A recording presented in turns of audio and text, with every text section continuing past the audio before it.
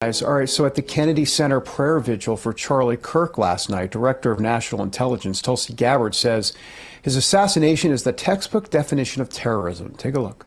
They feel that their only recourse is to commit an act of violence to silence those who oppose them and to intimidate and terrorize others into silence. This is the definition of terrorism. We cannot allow ourselves to be terrorized into silence.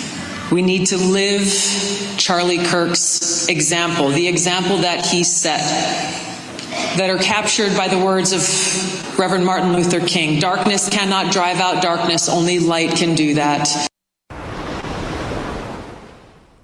All right, so for more, let's bring in retired U.S. Navy officer for the Office of Naval Intelligence. That'd be Lieutenant Steve Rogers. Steve, always good to see you. So in terms of the investigation, we now have confirmation that the suspect, Tyler Robinson, was living with a roommate who was transitioning from male to female. That's now confirmed. We're also now understanding that the suspect had a leftist ideology. That's no shock.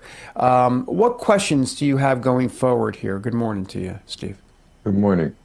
Well, I want to know who else knew. I find it just hard to believe that this individual, this killer, went out and committed this horrendous act without any of his associates or friends knowing, especially his roommate.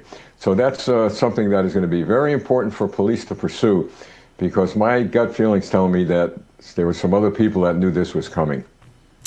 Yeah, Dr. Gina, can I jump in here real quickly? I'm sorry, but I'm glad you brought that up, because there were several things that the FBI brought up during its news conference that raised some huge red flags to anyone that can think and can critically look at a situation. The FBI said that there was communication they found on this site in which there was talk of, I left the gun here, and other people had these discussions with him, just even in general discussions. It seems to me that at that point there would be questions at minimum about potential accessory to a crime. I'm no law enforcement person, but I can think critically.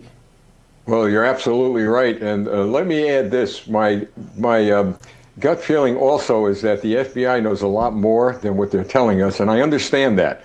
They don't want to compromise this investigation, so they're going to be pretty tight-lipped with regard to how far they have gotten and where they are headed.